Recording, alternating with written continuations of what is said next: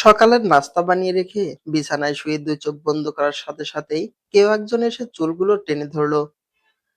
আমি ব্যথায় উফ বলে চোখ মেলে তাকাতেই মামি বড় বড় চোখ করে আমার দিকে তাকিয়ে বলতে শুরু করলো, বড় লোকের বেটি, কয়টা বাজে এখনো ঘুমোচ্ছিস? কোথায়? মামি নাস্তা বানিয়ে মাত্রই বিছানায় এসে শুইলাম। মামি, আবার আমার মুখে মুখে তর্ক করছিস? বলেই ঠাস ঠাস করে দুটো চড় মেরে দিয়ে তাড়াতাড়ি উঠে ঘর বাড়ি সব পরিষ্কার কর। ছোট্টবেলায় বাবা মাকে খেয়ে আমার ঘাড়ে এসে উঠেছিস, এখন কি আমাকে খাবি? কথাগুলো বলতে বলতে বের হয়ে গেল মামি। ব্যথায় দু চোখ বেয়ে টপ টপ করে পানি পড়ছে। চোখের পানি মুছতে মুছতে রুম থেকে বের হয়ে আসলাম। বাড়ি ঘর পরিষ্কার করতে শুরু করলাম। বাড়িঘর পরিষ্কার হতে হতে বাড়ির সকলের ঘুম ভেঙে গেল। আমি একটা দীর্ঘশ্বাস ছেড়ে হাত মুখ ধুয়ে আসলাম। এসে টেবিলে সবার জন্য নাস্তা বেড়ে দিলাম। মামা মামি, রিফাত আর জুমা একসাথে খেতে বসেছে।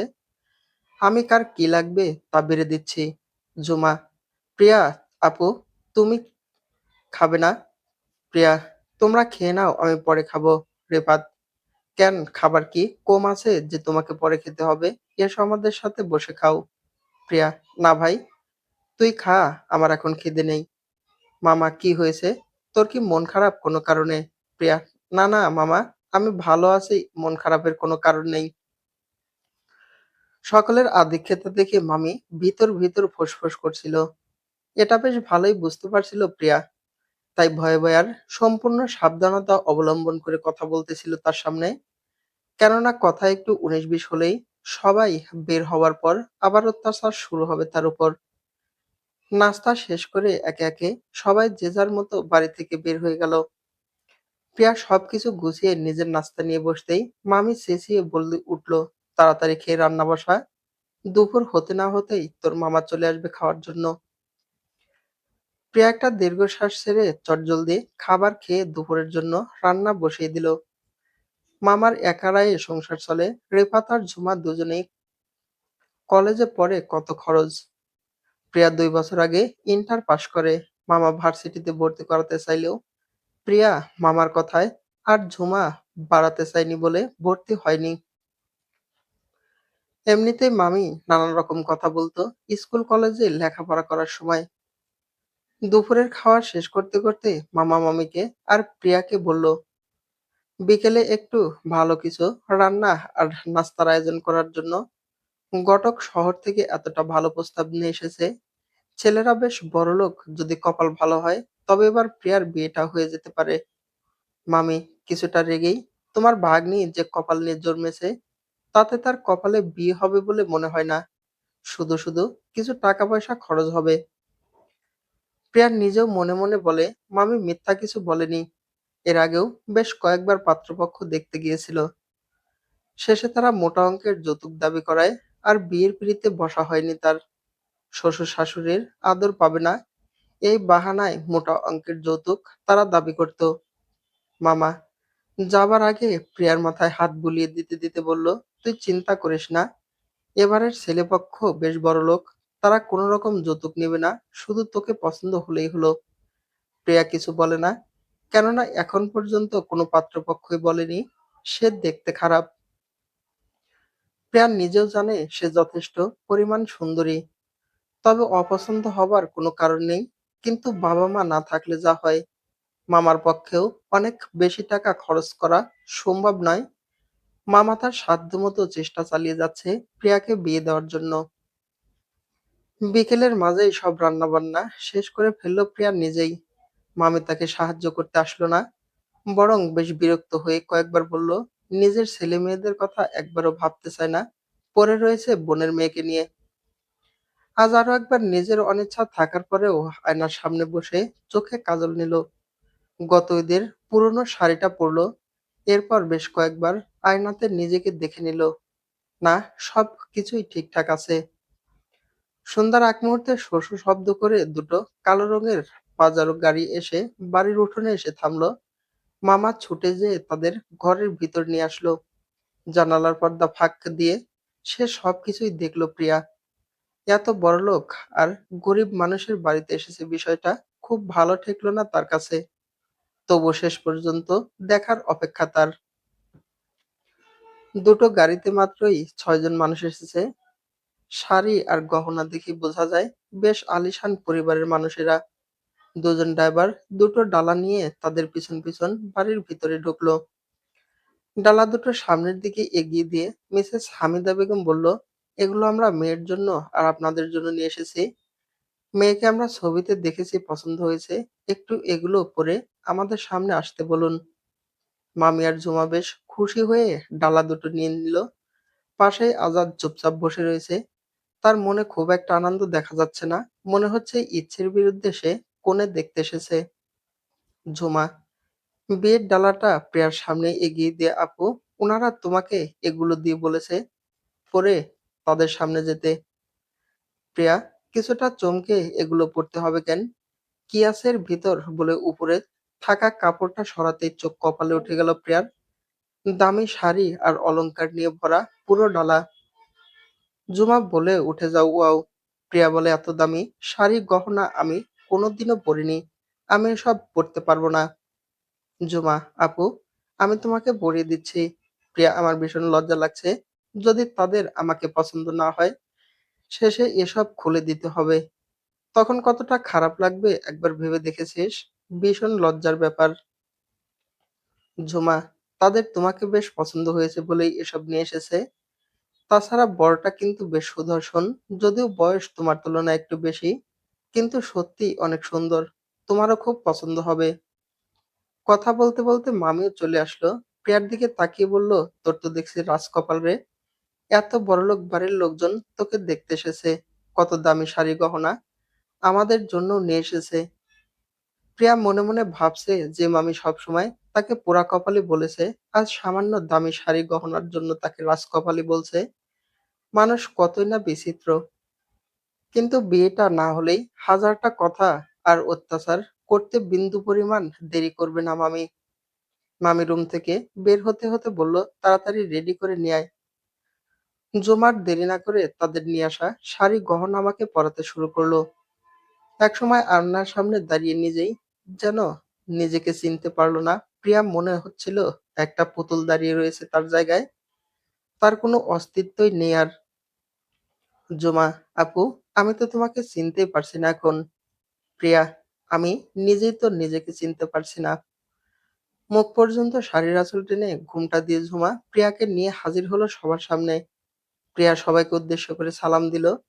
মিসেস হামিদা প্রিয়াকে ডাক দিয়ে আমার কাছে এসে বসো মা। ঝুমা প্রিয়াকে নিয়ে যেয়ে উনার পাশে বসিয়ে দিল। মিসেস হামিদা আজাদের মা পাশে, তার বোন আর তার পাশেই আজাদ আর তার খালাতো ভাই সুমন বসে রয়েছে। তার উল্টো দিকে সুমনের বাবা আর তার পাশেই ঘটক বসে রয়েছে। মিসেস হামিদা প্রিয়ার মুখের উপর থেকে ঘোমটাটা সরিয়ে দিয়ে, মাশাআল্লাহ, একদম পুতুলের মতো দেখতে লাগছে। আমার ঘর আলোকিত করার জন্য আর কিছুই চাই না আমার। আজাদের খালাও বলে উঠল, বেশ মানাবে আজাদের সাথে।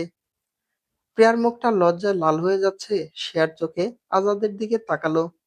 তার চোখ অন্যদিকে, আর মুখ দেখে বোঝার উপায় নেই সে কি আমাকে পছন্দ করছে কিনা, নাকি তার মনে অন্য কারো বসবাস। এমন সময় মিসেস হামিদা প্রিয়ার মামার উদ্দেশ্যে বলে উঠল, মেয়ে আমাদের পছন্দ হয়েছে। আমরা বেশি দেরি করতে চাই না। আজই আমরা মেয়েকে বিয়ে করিয়ে বাড়ির উদ্দেশ্যে রওনা হতে চাই। ঘটক নিশ্চয়ই আপনাকে আগেই সব বলেছে।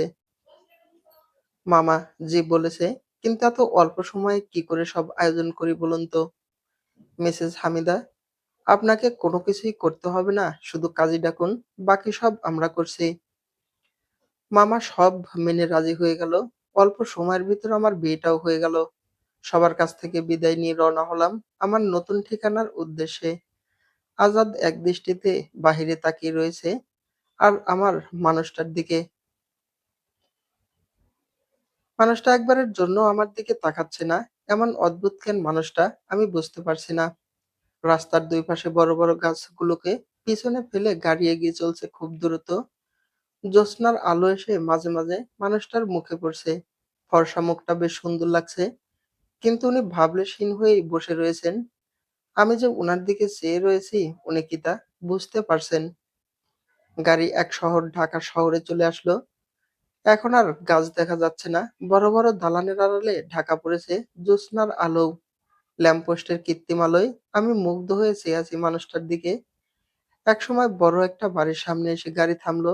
দারোয়ান গেট খুলে দিয়ে লম্বা একটা সালাম দিল। গাড়ি বাড়ির ভিতরে ঢুকে পড়লো।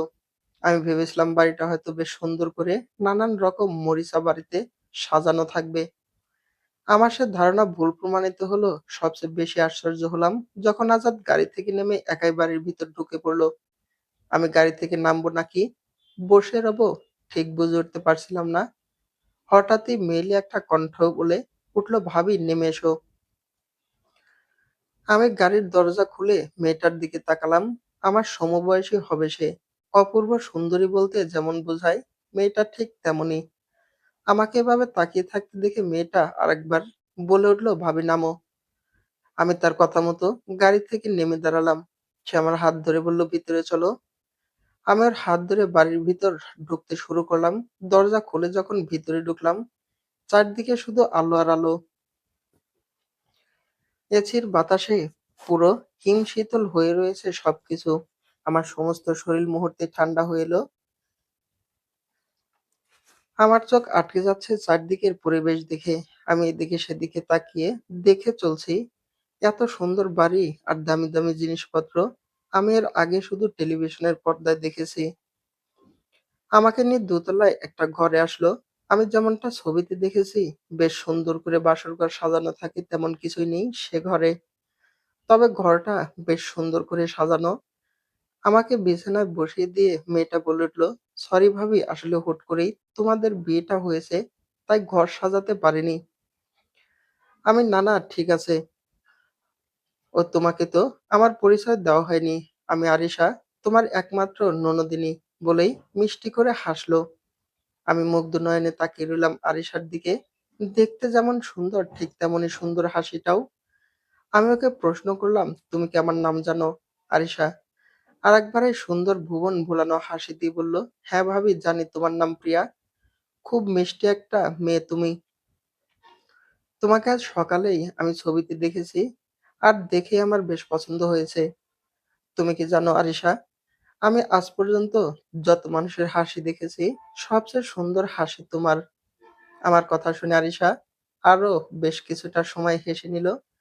তারপর বলল, কি যে বলো ভাবি, সবাই বলে ভাইয়া হাসি দিলে নাকি পুরো পৃথিবী তার মায়ায় পড়ে যায়। সেখানে তুমি আমার হাসির প্রশংসা করছো, শুনলে লোকে বেশ মজা পাবে। তোমার ভাইয়া কি সত্যি হাসতে জানে? আমি তো পুরো রাস্তায় তার সাথে আসার সময় বরং গম্ভীর মুখে আকাশের দিকে চেয়ে থাকতে দেখলাম। হয়তো তোমার ভাইয়ার আমাকে পছন্দ হয়নি, নয়তো তার মনের মাঝে অন্য কেউ আছে। আমার কথা শুনে আরিশা কিছুটা হকচকিয়ে গেল। তারপর নিজেকে স্বাভাবিক করে নিয়ে ওইসব কিছু না, আরো কিছু বলতে যাবে এমন সময় ঘরের দরজায় টোকা পড়লো।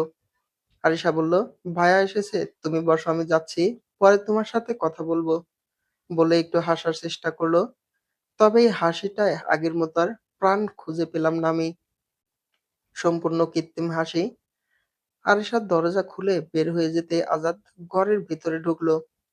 ততক্ষণে আমি শাড়ির আঁচল দিয়ে আমার মুখ ঢেকে নিয়েছি। ঘর ফুলে ফুলে সাজানো না হোক, তবু আজ আমার বাসর রাত। কিন্তু আজাদ আমার সাথে কোনো কথা না বলে সোজা চলে গেল বেলকনিতে। আমি তার চলে যাওয়ার দিকে তাকিয়ে দেখলাম শুধু। মানুষটা সত্যিই আজব। বেলকনির দরজা দিয়ে আমি স্পষ্ট দেখতে পাচ্ছি সে সিগারেট জ্বালিয়েছে। আমি সবচেয়ে বেশি অপছন্দ করি সিগারেট খাওয়া মানুষ। আর শেষে কিনা আমার কপালেই এমন বর জুটছে। নিজেকে বড্ড অসহায় মনে হচ্ছে নিজের কাছেই। একে একে সব স্বপ্নই ভঙ্গ হয়ে যাচ্ছে আমার। প্রতিটি মেয়েরই বাসর রাত নিয়ে অনেক রকম স্বপ্ন থাকে, আমারও ছিল। তার কোনোটাই পূর্ণতা পেল না। চোখ বেয়ে একাই পানি পড়তে শুরু করলো। কোথায় আসলাম? মামা আমাকে কোথায় বিয়ে দিল? জেলখানা না হবার পরেও নিজেকে বন্দিনী মনে হচ্ছে। এই কষ্ট দেখানোর মতো আপন কেউ নেই আমার এ শহরে। একা একাই সব ভেবে চলছি। রাত কয়টা বাজে তাও জানি না। হঠাৎ করে আজাদ রুমের ভিতর ঢুকে আসলো। আমি কিছুটা চেপে এক কর্নারে যেয়ে বসলাম। আজাদ, তুমি শাড়িটা চেঞ্জ করে নাও। এত ভারী শাড়ি গহনা পরে থাকতে তোমার কষ্ট হচ্ছে না? এই প্রথম মানুষটা কথা বলল। আমি তার কথার কোনো উত্তর না দিয়ে চুপ করে রইলাম। আজাদ আবার বলে উঠল, তুমি কি আমার কথা শুনতে পাচ্ছ না? আমি কাঁপা কাঁপা গলায় বললাম, জি শুনেছি। আজাদ, তাহলে নামছো না কেন? রাগে আমার সমস্ত শরীরে আগুন জ্বলে উঠল। ইচ্ছে করছে ওনার মাথার চুল টেনে ছিঁড়ে ফেলতে, কিন্তু সে সাহস আমার নেই। তাই বাধ্য মেয়ের মতো খাট থেকে নেমে আমি লাগেজ খুলে একটা জামা নিয়ে ওয়াশরুমে ঢুকে পড়লাম। আয়নার সামনে দাঁড়িয়ে শরীরের সমস্ত শক্তি দিয়ে চিৎকার করলাম, কিন্তু আমার মুখ দিয়ে কোনো রকম আওয়াজ বের হলো না। চিৎকার ঠিকই করেছি, তবে তার নিজের ভিতর চেপে রেখেই। কেমন মানুষের সাথে আমার বিয়ে হয়েছে, যে কিনা এখন পর্যন্ত একটা বারের জন্য আমাকে স্পর্শ করে দেখলো না। শুনেছি মানুষ নাকি বাসর ঘরে খুব রোমান্টিক রোমান্টিক কথা বলে, মেয়েরা ভয়ে থাকে, স্বামী তার ভয় ভাঙায়। কিন্তু আমার জীবনে সব উল্টো হচ্ছে। এমন ঘটনা কি জীবনে আর কোনো মেয়ের সাথে ঘটেছে কিনা আমার তা জানা নেই। কোন রকমের শাড়িটা চেঞ্জ করে বের হয়ে এসে দেখি আজাদ আবারও বেলকনিতে গিয়ে সিগারেট জ্বালিয়েছে। ইচ্ছে করছে যে একটা ধাক্কা মেরে নিচে ফেলে দিয়ে মেরে ফেলি। আচ্ছা, এর আগে কি কেউ বাসর ঘরে নিজের স্বামীকে হত্যা করেছে? সবচেয়ে বড় কথা, দোতলা থেকে পড়লে কি সে মারা যাবে? দুনিয়ার যত বাজে চিন্তা আছে সব মাথায় এসে জড়ো হচ্ছে এই মানুষটার এমন ব্যবহারে। এই মানুষটা এত নিষ্ঠুর কেন? কেনই বা আমার সাথে এমন করছে? সে কি আমার সাথে একটু ভালো করে কথা বলতে পারে না? আমার অপরাধটাই বা কি? ওনারাই পছন্দ করে আমাকে বউ বানিয়ে নিয়ে এসেছে, তাহলে কেন আমাকে এভাবে অবহেলা করছে? একে তো লম্বা একটা পথ জার্নি করে এসেছি, তার উপরে এত এত অবহেলা। দু চোখে ঘুম চেপে বসেছি আমি, বিছানায় উঠে কিছুটা সময় বসে রইলাম। না, আর পারছি না। আমার পক্ষে আর বসে থাকা সম্ভব নয়। আমি বিছানায় শুয়ে পড়লাম। বেলকনিতে দাঁড়িয়ে থাকা আজাদের দিকে তাকালাম। মানুষটা সেই আগের মতোই সিগারেট টেনে যাচ্ছে। একসময় আমার দু চোখ বন্ধ হয়ে গেল। সকালে আরিশার ডাকে চোখ মেলে তাকিয়ে পাশে বাঘরের ভিতর আজাদকে দেখতে পেলাম না। শুধু নিজের শরীরের উপর পাতলা একটা চাদর দেখতে পেলাম। তার মানে চাদরটা আজাদ আমার শরীরে তুলে দিয়েছে। কিন্তু সে সারা রাত এই বিছানায় আসেনি। তবে কি সারা রাত বেলকনিতে কাটিয়ে দিয়েছে, নাকি অন্য কোথাও ছিল? ভাবতে ভাবতে যে দরজাটা খুলে দিতে আরিশা ঘরের ভিতরে ঢুকলো। আরিশা, ভাবি নাস্তা করবে না? সবাই তোমার জন্য অপেক্ষা করছে। তোমার ভাইয়া কোথায়? আরিশা, ভাইয়া তো নিচে নাস্তার টেবিলে। আমি খুব অবাক হয়ে গেলাম। আরিশা, কেন, ভাইয়া কি সারা রাত তোমার সাথে ছিল না? তোমাকে সকালে ডেকে যায়নি? আরিশার এমন প্রশ্নের কোনো উত্তর আমার কাছে নেই। আমি নির্বিকার হয়ে তার দিকে চেয়ে রইলাম শুধু। আরিশা বুঝতে পেরেছে, আচ্ছা তুমি ফ্রেশ হয়ে নাও, আমি বসছি। আমি আর কিছু না বলে ফ্রেশ হয়ে আরিশাকে সাথে নিয়ে নিচে নামতে শুরু করলাম। সিঁড়ির একদম শেষের দিকে আসতেই ছোট্ট একটা ছেলে মামা বলে ছুটে আসতে থাকলো আমার দিকে। আমি ভীষণ অবাক হয়ে আরিশার দিকে তাকালাম। আরিশা বিবাহিত, তা তো আমাকে বলেনি, কিন্তু অবাক করে দিচ্ছে বাচ্চাটা। আমাকে জড়িয়ে ধরলো। আমার সমস্ত পৃথিবী মুহূর্তেই এলোমেলো হয়ে গেল, মাথাটা চক্কর দিয়ে উঠল। মনে হচ্ছিল এই বুঝি মাথা ঘুরে পড়ে যাব। আজাদ একজন বিবাহিত পুরুষ, তার একটা ছেলে রয়েছে, যার কোনো কিছুই আমাদের জানানো হয়নি। আমাদের সাথে ধোঁকাবাজি করা হয়েছে, ঠকানো হয়েছে আমাকে। কেন এমনটা করলো? যখন ভেবে চলছিলাম ঠিক তখনই আরিশা বাচ্চাটাকে টেনে কোলে নিতে নিতে বলে উঠল, আরিশা, নিশাদ, মা বিদেশ থেকে এসেছে, বিশ্রাম নিতে দাও, দেখবে মা সারাদিন তোমার সাথে খেলবে। নিশাদ আমার দিকে তাকিয়ে সত্যি। আমার ভিতরে কষ্টের ঝড় বয়ে যাচ্ছে, তবু মুখে মিথ্যে হাসি ফুটিয়ে মাথা নাড়ালাম। আরিশা আমার হাত ধরে টেবিলে নিয়ে আসলো।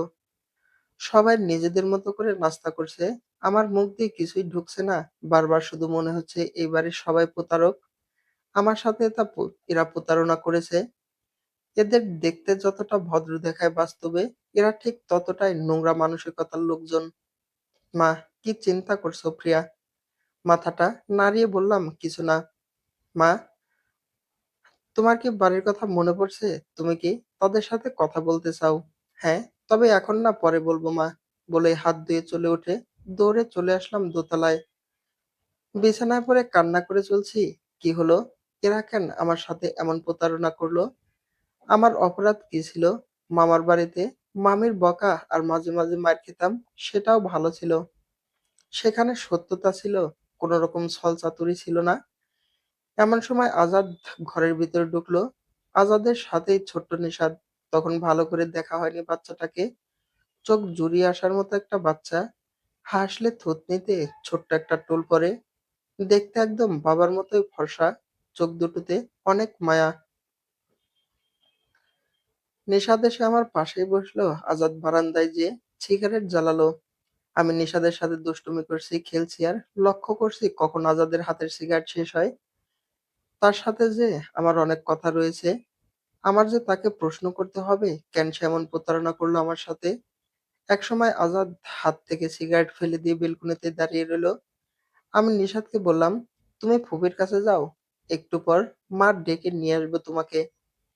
নিশাদ আমার কপালে একটা চুমু দিয়ে ঘর থেকে বের হয়ে গেল। নিশাদ বের হতে আমি ব্যালকনিতে প্রবেশ করলাম। অনেক সুন্দর করে সাজানো জায়গাটা। বেশ কয়েক রকমের ফুল আর লতাপাতা গাছ দিয়ে সাজানো। বাম পাশে দুটো চেয়ার আর একটা ছোট্ট টেবিল রাখা রয়েছে। টেবিলের উপর রয়েছে ইংরেজি ম্যাগাজিন। আমার কাছে বেলকনিটা অসাধারণ লেগেছে। এখানে দাঁড়ালে মেইন গেটের বাড়ির বড় রাস্তার অনেকটা পথ দেখা যায়।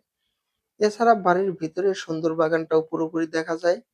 আমি আজাদের পাশে দাঁড়ালাম। আজাদ প্রথমে চমকে উঠলেও পরবর্তীতে নিজেকে স্বাভাবিক করে নিয়ে এই প্রথম আমার দিকে তাকিয়ে কথা বলল। আজাদ, তুমি কি কিছু বলবে? হ্যাঁ, আমার সাথে আপনারা কেন এমন প্রতারণা করলেন? আজাদ এবার বেশ কিছুটা চমকে, কিসের প্রতারণা? তোমার কথার কোনো কিছুই আমি বুঝতে পারছি না, প্লিজ একটু বুঝিয়ে বলবে কি? দেখুন, আমি জানি আপনি বুঝেও না বুঝার অভিনয় করছেন। তবুও যেহেতু বলতে বললেন, আমি নিশ্চয়ই বলবো। তার আগে আমার কথা কিছু বলি। আজাদ বলো। ছোটবেলায় বাবা-মা মারা যায়। তারপর থেকে মামার বাড়িতে আশ্রিতা হয়ে থেকেছি। মামা কখনোই আমার সাথে খারাপ ব্যবহার করেনি। কিন্তু মামি কারণে অকারণে যখন ইচ্ছে হতো তখনই গায়ে হাত তুলতো। নানান রকম ভাবে অপমান করার চেষ্টা করত। আমি নীরবে সব অপমান মাথা পেতে নিতাম। কেননা আমার একমাত্র আশ্রয়স্থল ছিল মামার বাড়ি। এভাবে চলতে চলতে আমার সবকিছু সহ্য হয়ে গেল। মামের বকার পাশাপাশি মামার একটু আদর আর স্নেহ আমার সব কষ্ট দূর হয়ে যেত। সেই সাথে মামাতো ভাই বোন দুটোকে সাথে নিয়ে আমার বেশ কেটে যাচ্ছিল। মামের কেমন করে জানি আমার উপর করুণা হলো। একটা সময় সে আমাকে স্কুলে ভর্তি করিয়ে দিল। আমার লেখাপড়া শুরু হলো। আমি ছোটবেলা থেকেই লেখাপড়ায় খুব ভালো। আর বাবা মা না থাকায় টিচাররাও আমাকে অনেক কেয়ার করতো। এভাবেই এগিয়ে চলতে চলতে আমার এসএসসি আর ইন্টার শেষ হলো। ইচ্ছে থাকার পরেও মামার অভাবে সংসারে আর লেখাপড়া করা সম্ভব হয়নি। আজাদ, আচ্ছা, তুমি আমাকে এসব কেন বলছো? তুমি কি লেখাপড়া করতে চাও? না, আমি তা বলছি না। আমি বলতে চাচ্ছি, সবকিছুর পরেও আমি ভালোই ছিলাম। মামির কটু কথা শুনলেও ভালোই ছিলাম। কিন্তু আমাকে প্রতারণা করে কেন বিয়ে করে নিয়ে আসলেন? আজাদ অবাক হয়ে, প্রতারণা করেছি মানে? কিসের প্রতারণা? আপনি বিবাহিত, আপনার একটি ছেলে সন্তান রয়েছে। এসব না জানিয়ে কেন আপনি আমাকে বিয়ে করলেন? আজাদ, তোমার কোথাও ভুল হচ্ছে। আমরা কোনো রকম প্রতারণা করিনি। ঘটক তোমার মামাকে সব জানিয়েছে। এমনকি আমার মাও তোমার মামাকে সব বলেছে। সবকিছু জেনে শুনেই তোমার মামা রাজি হয়েছেন। আর আমি তো জানতাম তোমার মামা তোমাকে জানিয়েছে।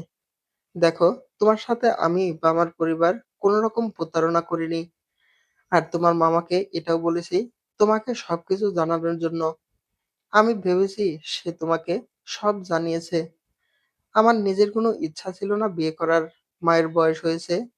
আর এসব ভার্সিটিতে চলে যায়। নিশাদের দেখাশোনা করতে মায়ের কষ্ট হয়। তাই মা আর আরিশার কথা রাখতেই আমার তোমাকে বিয়ে করা। আজাদের কথায় আমি একদম স্তব্ধ হয়ে গেলাম। যে মামা আমাকে এত স্নেহ ভালোবাসা দিয়েছে, সেই মামাই কিনা শেষ পর্যন্ত আমার সাথে এমনটা করলো। সত্যি কি মামা এমনটা করেছে নাকি? আজাদ মিথ্যে বলছে, কথাগুলো ভাবতেই দু চোখ বেয়ে টপ টপ করে জল গড়িয়ে পড়তে শুরু করলো। আজাদ, দেখো, আমি তোমার উপর স্বামীর কোনো অধিকার খাটাইনি, আর আগামীতেও খাটাবো না। যদি তোমার মনে হয় তুমি এ বাড়িতে থাকতে ইচ্ছুক নও, তবে আমাকে তুমি জানাবে। আমি তোমাকে তোমার মামার বাড়িতে দিয়ে আসবো। কিন্তু যে কয়দিন তুমি থাকবে দয়া করে আমার পরিবারের মানুষগুলোকে আঘাত করে কোনো কথা বলো না। কথাগুলো বলে আজাদ বেলকনি থেকে বের হয়ে রুম থেকে নিশাদকে কোলে নিয়ে বের হয়ে গেল। আমি দাঁড়িয়ে দূর আকাশের দিকে চেয়ে রইলাম। নীল আকাশ, কোথাও মেঘ জমেনি আজ, অথচ আমার হৃদয় মাঝে মাঝে ঘন কালো মেঘেদের বসবাস শুরু করে গিয়েছে। হায় আল্লাহ, এ কোন পরীক্ষায় আমি পড়লাম! জীবনের সব সাজানো স্বপ্নগুলো ভেঙে তছনছ হয়ে গেল। এমন পরিস্থিতিতেও পড়তে হবে কখনো ভাবিনি আমি। এমন পরিস্থিতির জন্য পৃথিবীর কোনো মেয়ে হয়তো প্রস্তুত থাকবে না, আমিও ছিলাম না। কথাগুলো একমনে ভেবে চলছি, এমন সময় আরিশা পাশে এসে দাঁড়িয়ে, ভাবি কি ভাবছো এমন আনমনে? আমি সাথে সাথেই আরিশার দিকে ঘুরে তাকিয়ে নিজের চোখের পানি মুছছে, না, তেমন কিছু না। আরিশা, তুমি কাঁদছো কেন? ভাইয়া তোমাকে কিছু বলেছে? আরে না না, তা না, বাড়ির সবার কথা মনে পড়ছে, তাই একটু মনটা খারাপ। আরিশা: ও, এই কথা, আচ্ছা এই নাও ফোন। তুমি বাড়িতে ফোন দিয়ে কথা বলো, আমি নিশাদকে একটু দেখে আসছি। কথাটা বলে আরিশা ফোনটা আমার হাতে ধরিয়ে দিয়ে বের হয়ে গেল। আমি ফোনটা হাতে নিয়ে মামার নাম্বারে ফোন দিলাম। রিং বাজার সাথে সাথেই মামা ফোন রিসিভ করতেই, কেমন আছো মামা? মামা: আলহামদুলিল্লাহ ভালো আছি মা, তুই কেমন আছিস? হুম, ভালো আছি। মামা, তুমি আমার সাথে কি করে এমনটা করলে? একবারও কি তোমার মনে হয়নি তোমার কাছে কথাটা, আমার কাছে কথাটা বলার দরকার ছিল তোমার? তুমি না বলতে আমি তোমার মেয়ে, তবে কেমন করে এমনটা করতে পারলে তুমি? মামা: মারে, আমি অনেকবার তোকে বলতে চেয়েও কথাটা বলতে পারিনি, আমার সাহস হয়ে ওঠেনি, আমাকে তুই ক্ষমা করে দে। তবে এটা বিশ্বাস কর, আমি যা করেছি তোর ভালোর জন্যই করেছি। আজ হয়তো তোর কাছে খারাপ লাগছে, আমাকে অপরাধী মনে হচ্ছে, কিন্তু একটা সময় দেখবি তুই অনেক সুখে থাকবি। আর আজকের অভিযোগগুলো তখন তোর নিজের কাছেই অর্থহীন মনে হবে। আমি জানি না মামা, আমার জীবনের আগামী দিনগুলো কেমনে কাটবে, তবে আমি কখনোই এমনটা চাইনি। এমন পরিস্থিতির জন্য আমি প্রস্তুত ছিলাম না। তুমি চাইলে আমাকে বলতে পারতে, আমি কি কখনো তোমার কোনো কথার অবাধ্য হয়েছি? মামা: আমি জানি তুই অবাধ্য হতি না, কিন্তু কেমন করে আমি তোকে বলতাম বল? একজন বিবাহিত পুরুষ, যার স্ত্রী মারা গেছে, একটা বাচ্চা ছেলে আছে, তার সাথে তোকে বিয়ে দিচ্ছি। মামার গলা শুকিয়ে এসেছে আমি বুঝতে পেরে জিজ্ঞেস করলাম, মামি, রিফাত, ঝুমা, ওরা সবাই কেমন আছে? মামা: সবাই ভালো আছে, তুই পারলে জামাইকে নিয়ে বেড়াতে চলে আয়, দেখবি তোরও ভালো লাগবে। দেখি মামা, আচ্ছা রাখছি, পরে তোমাকে ফোন দেব, বলে লাইনটা কেটে দিলাম। এমন সময় দরজা খুলে নিশাত দৌড়ে আসলো। মামা, মামা, মামা বলতে বলতে নিশাত এসে আমাকে জড়িয়ে ধরলো। আমি নিশাতকে কোলে তুলে নিলাম আর আরিশাকে তার ফোনটা দিয়ে দিলাম। এই প্রথম কেন জানি সত্যি সত্যি নিজের ভিতর থেকে এক অন্যরকম মায়ার আবির্ভাব হচ্ছিল। ছোট্টবেলা থেকে মা বাবা ছাড়া আমি বড় হয়েছি, তাই এর কষ্ট বুঝি। হয়তো আমি নিশাদের জন্মদাত্রী মা নই, কিন্তু তবুও আমি ওর মা। আমি আমার সাধ্যমতো ওকে ভালোভাবে লালন পালন করব বলে মনে মনে প্রতিজ্ঞা করলাম। আরিশা: এভাবেই কোথায় হারালে? কই, না তো কিছু না। আরিশা: ভাইয়াকে খুঁজছো নাকি? লাভ নেই, ভাই এখন বাহিরে বের হয়েছে, কখন ফিরবে তা বলা যায় না। তবে গড়ে যেহেতু আমার সুন্দরী নতুন ভাবি, তাই আজ তাড়াতাড়ি ফিরবে বলে আশা করা যায়। তোমার ভাই আবার কোথায় গেল? আরিশা: কোথায় যাবে, হয়তো বন্ধুদের সাথে আড্ডা দিতে গিয়েছে। আচ্ছা আরিশা, সেদিন তুমি আমাকে কিছু বলতে চেয়েছিলে, তোমার ভাইয়া সম্পর্কে আজ বলো তাহলে শুনি। আরিশা: সে অনেক কথা ভাবি, শোনো তবে। ভাইয়া ছোটবেলা থেকেই ছিল বেশ চঞ্চল, পুরো বাড়ি হাসি আনন্দে মাতিয়ে রাখতো সবসময়। ভাইয়ার ভার্সিটি জীবন শেষ করার আগেই বাবা মারা যায়। তখন থেকে বাবার ব্যবসার সম্পূর্ণ দায়িত্ব ভাইয়া বুঝে নেয়। লেখাপড়া আর ব্যবসা দুটোই একসাথে শুরু হয়। এর মাঝেই পরিচয় হয় ভাবির সাথে। ২ বছরের রিলেশন শেষে ভাইয়া ভাবিকে বউ করে নিয়ে আসে। দুই পরিবারের সম্মতিতেই বিয়ে হয়। দুজনের সংসারও চলছিল বেশ। দুজনের মাঝে বোঝাপড়া আর ভালোবাসার কমতি ছিল না। বিয়ের ১.৫ বছরের মাথায় আমাদের বাড়ি আলো করে আসে নিশাদ। সেদিন ভাইয়া ভাবি কারোরই আনন্দের শেষ ছিল না। আমরা সকলে এত আনন্দিত হয়েছিলাম। যা বলে বোঝাতে পারবো না তোমাকে। বেশ যাচ্ছিল দিনগুলো, কিন্তু হঠাৎ করে একদিন ভাবি মাথা ঘুরে পড়ে যায়। প্রথমে ভেবেছিলাম হয়তো নরমাল কোনো সমস্যা। ডাক্তারের কাছে গিয়ে কিছু টেস্ট করানো হয়। সেখান থেকে বের হয়ে আসে এক ভয়ংকর সত্য, যা আমরা কেউ কোনোদিন কল্পনাও করিনি। ভাবির ব্রেন ক্যান্সার, আর সবচেয়ে বড় কথা খুব দ্রুত তা ভাবির সমস্ত শরীরে ছড়িয়ে পড়ে। চিকিৎসার কোনো রকম কমতি রাখেনি, কিন্তু কোনো লাভ হয়নি। আস্তে আস্তে একটা সময় ভাবির শরীর দুর্বল হতে থাকে, এবং নিশাদের বয়স যখন ১ বছর, তখন ভাবি আমাদের সবাইকে কাঁদিয়ে এই পৃথিবীর মায়া ত্যাগ করে চলে যায়। ভায়া এতে প্রচন্ড আঘাত পায়, যার কারণে আস্তে আস্তে ভায়া এমন হয়ে গিয়েছে। কিন্তু ভাবি বিশ্বাস করো, ভাইয়া সত্যি অসাধারণ একজন মানুষ। আর একটা মানুষ সারা জীবন কি করে একা কাটিয়ে দিবে বলো?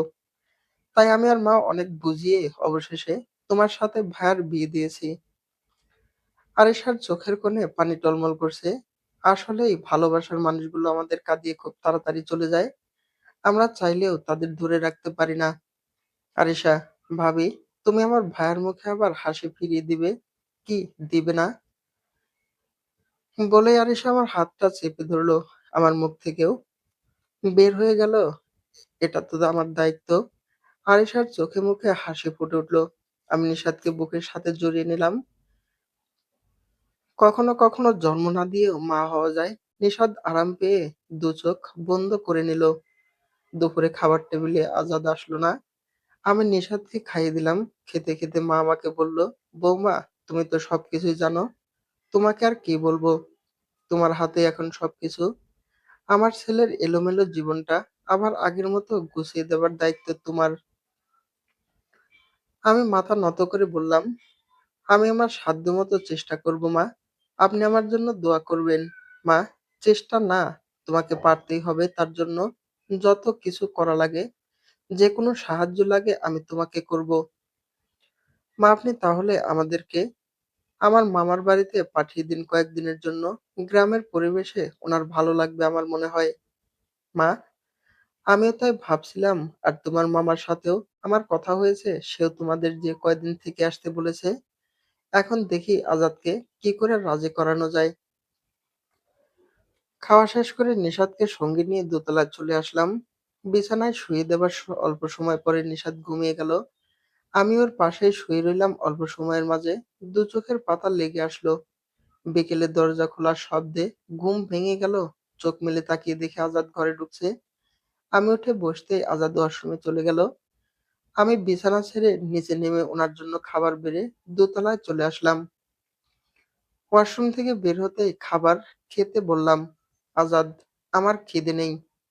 আপনার মুখ শুকিয়ে রয়েছে, খেয়ে নিন। না খেয়ে থাকলে অসুস্থ হয়ে পড়বেন, আর তার জন্য সবাই আমাকে দোষী করবে। আর তাছাড়া আপনি কোন দুঃখে না খেয়ে থাকবেন? আজাদ, আমি কেন না খেয়ে থাকবো তার কৈফিয়ত কি তোমাকে দিতে হবে? যদি বলি হ্যাঁ দিতে হবে। আজাদ, আমি কারো কাছে কৈফিয়ত দিতে বাধ্য নই। আমি বলিনি আপনি বাধ্য, কিন্তু আমার পূর্ণ অধিকার রয়েছে আপনার কাছে কোনো কিছু জানতে চাওয়ার। আজাদ একটা দীর্ঘশ্বাস ছেড়ে চোখ বড় বড় করে আমার দিকে তাকাতেই আমি হেসে দিলাম। আমার হাসি দেখে আজাদ বেশ বিরক্ত হয়েছে, তা আমি ভালো করেই বুঝতে পারলাম। নিজেকে বেশ শান্ত করে বললাম, আপনি যদি না খেয়ে থাকেন তবে আমিও খাবো না। আর আপনি নিশ্চয়ই চাইবেন না আমি না খেয়ে থাকি। আজাদ, তুমি না খেয়ে কেন থাকবে? আপনি খাবেন না বলে। আজাদ রেগে, আমি না খেয়ে থাকার সাথে তোমার না খেয়ে থাকার কি সম্পর্ক? অনেক সম্পর্ক আছে। যেমন, আমি ভালো ভালো খেয়ে মোটা হয়ে যাব, আর আপনি না খেয়ে থেকে শুকিয়ে যাবেন। বাড়ির লোকজন বা আশেপাশের লোকজন অনেক রকম কথা বলবে, তা শুনতে আমার মোটেও ভালো লাগবে না নিশ্চয়ই। আর আপনি তা চান না। আজাদ, কি আজব মানুষ, খেলেই কি মোটা হয় নাকি? হুম, আমি হই। আজাদ দেখো, এসব ন্যাকামি দেখাবে না। একদম আমার সামনে আমার সহ্য হয় না। আমি মোটেও ন্যাকামি করছি না। ন্যাকামি করার স্বভাব আমার নেই। আর আপনিও নিজেকে কষ্ট দিবেন না।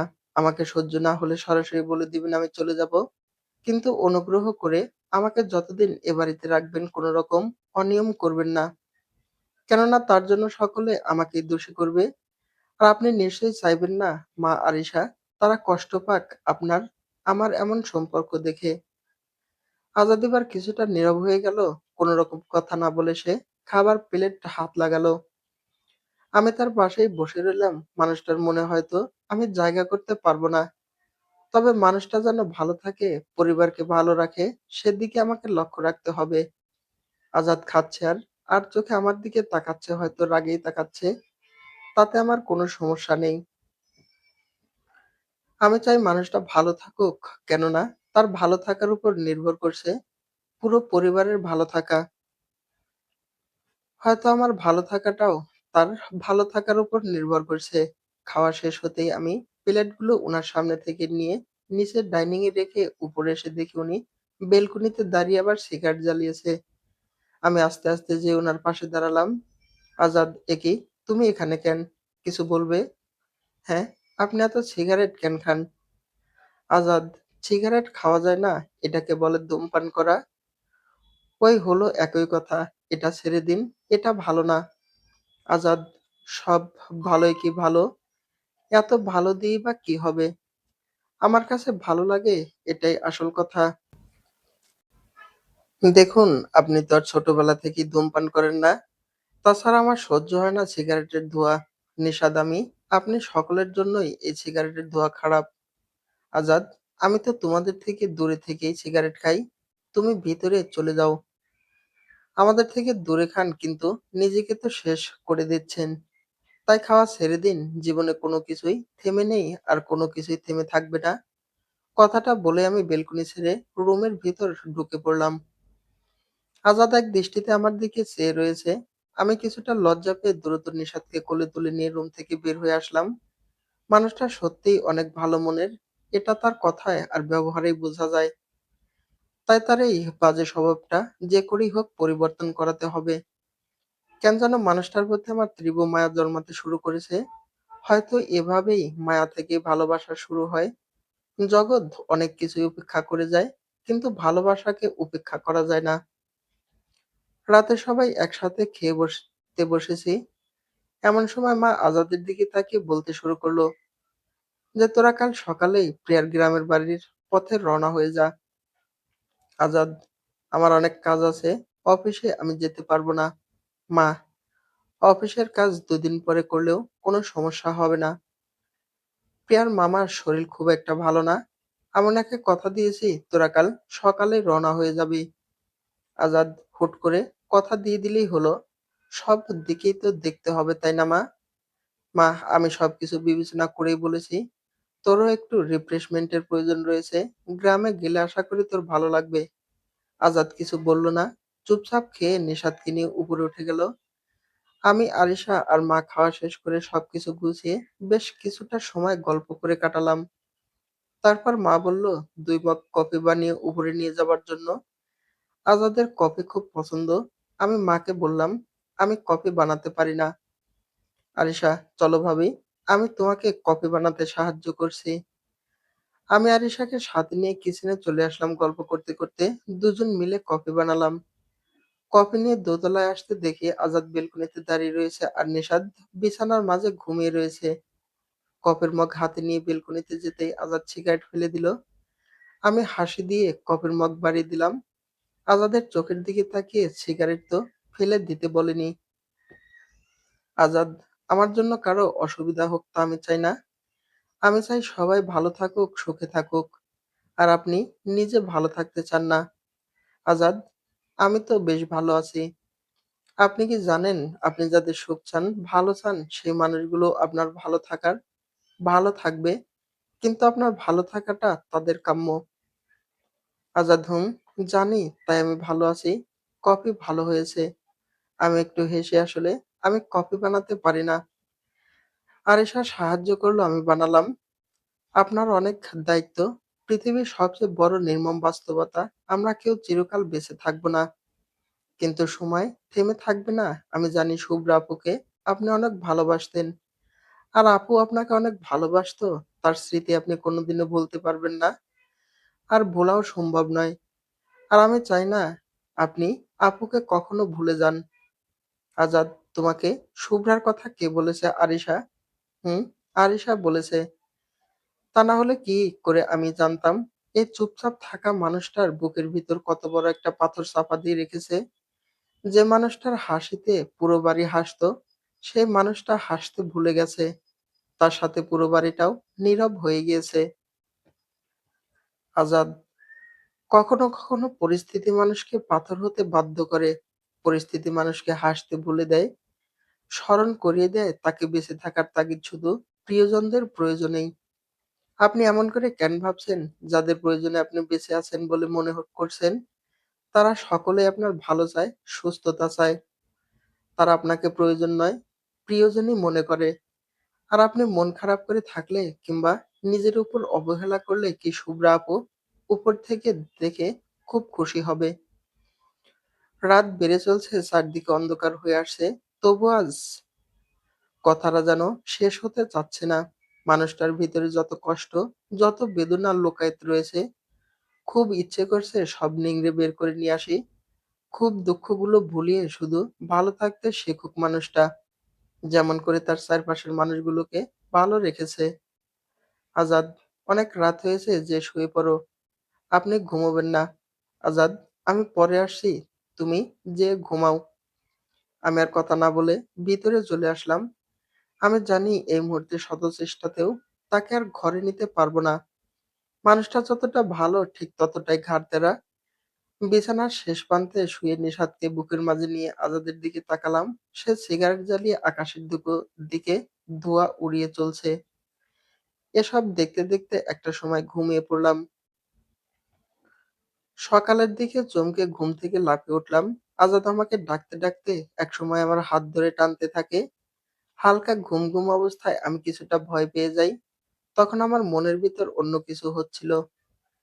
কিন্তু যখন পুরোপুরি চোখ মেলে তাকালাম তখন বুঝতে পারলাম সকাল হয়ে গিয়েছে। আর আজাদ বলতে শুরু করলো, আজাদ, তাড়াতাড়ি উঠে ফ্রেশ হয়ে নাও আর নিশাদকেও তৈরি করে নাও। আমরা নাস্তা করেই বের হয়ে যাব, নয়তো যেতে যেতে রাত হয়ে যাবে। বলেই বিছানার পাশে একটা কালো রঙের শাড়ি রাখলো। আমার কিছুই মনে ছিল না, তাই আজাদের দিকে তাকিয়ে বললাম, কোথায় যাব আমরা? আজাদ, কোথায় যাব মানে? তোমার গ্রামে যাব, মানে তোমার মামার বাড়িতে।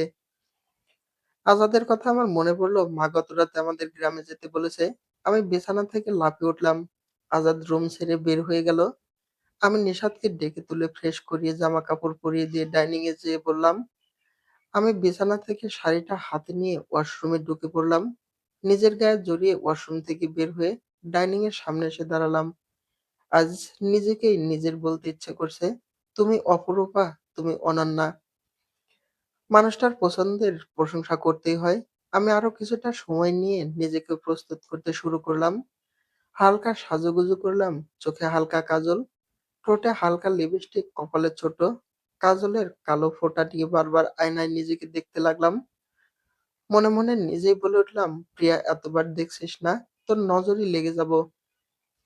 একা একা হেসে একসময় রুম থেকে বের হয়ে নিচে ডাইনিং এ নেমে আসলাম। সবাই সেখানে বসে রয়েছে। আমি নেমে আসতেই আরিশা বলে উঠলো, ওয়াও ভাবি, আজ তো তোমাকে চেনা যাচ্ছে না।